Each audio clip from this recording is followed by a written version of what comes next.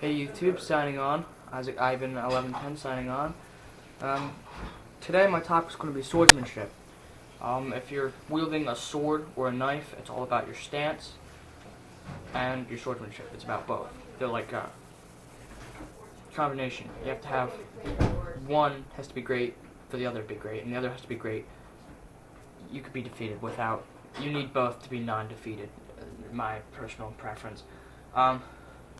Sword, paper sword I made, it's about a good 3 feet long. I'll be showing you a few stances. One stance with a sword is you want to hold your blade kind of out in front of you.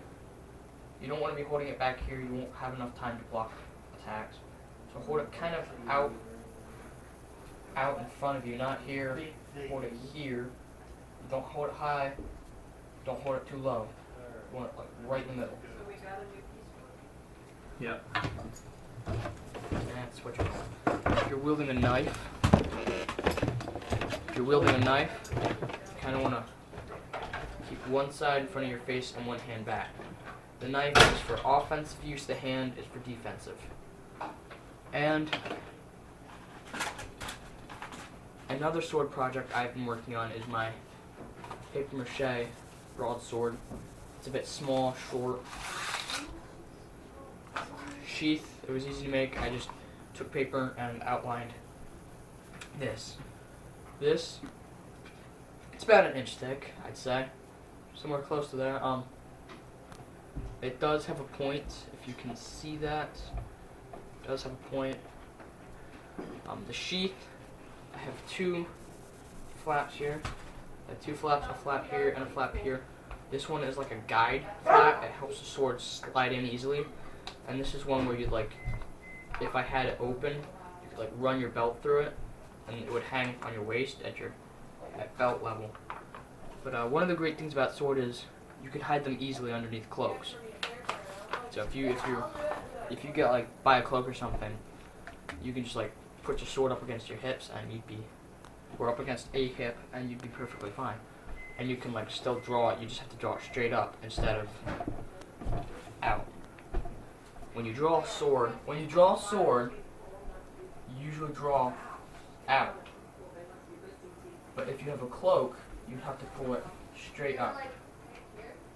You have to bring it like straight up, bring your arm out, and then flip your sword up and around. So that your sword comes out and is already in a cleaving motion in case you have to like come out and go immediately into a cleave. See that? So, that's that on swordsmanship. Your footwork is everything. If you have a firm, solid footing, you like football players, they always want their footing to be firm so they don't get knocked over or anything. That's basically what you want when you're sword fighting. Is you want something that's not going to fall on you, so that you don't get knocked over. Because if you're on the ground, you're a dead man. So. Another thing is some knights used shields in their arms, and I do not have a shield as of yet. But as you'll learn, I'm a big medieval fan. I love medieval weapons. And, yeah, I'll show you. As I said with the medieval knight thing, that's my home screen.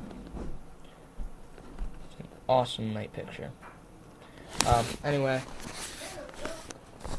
His sword, that guy's sword, is a broadsword, I believe. And so, I'm recording this on the tablet, by the way, in case you're wondering. So it's kind of cool. That's pretty much the basics you'll need for sword fighting, and yeah, that's all I can say. Well, after that, it's just gaining experience. That's the only thing you're going to need for all the blocks and cleaves and the strikes, and pretty much that's all you need.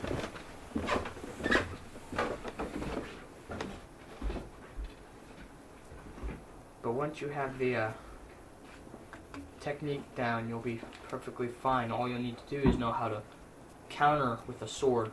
And one way to counter with a sword is to shorten it by half. So where you grab your own blade and you can block with it. Or you can strike. You can like bring it sideways, or you can like block with it. Just don't like slide your hand across the blade or you'll end up chopping your fingers off. And out of the many sword fighting styles I've seen, there's a guy I saw, or I see on YouTube every once in a while. It's actually an anime series I'm watching at the moment, but he fights with his sword and his sheath. So while he's coming in for a downward strike with his sword, his sheath is coming in for a sideways strike at your head. And it's really quite fantastic to see how this guy fights with both his sword and his sheath. And his sheath, I guess he has put like concrete reinforcement or something. It's not concrete, but he's put reinforcement on it so it doesn't get chopped in half or anything. Also, another thing with the knife is you can throw it if you've got skill, which you'd need to be practicing for a really long time to get that skill. I'm still practicing. It's been almost a year and I'm still not good at knife throwing. So you're throwing a knife, I grip it by the blade like this. Not like this. Like this. Kind of, put it up against your index finger and then clamp it with your thumb. And that way it'll slide out. And you won't have to worry about it cutting yourself. So it'll be something like this when you throw a knife. And you can put spins on it to make it look cool or whatever, and well, that's Ivan1110 signing on with some sword fighting techniques, and I hope you enjoy. And see you next time in the next videos. Bye.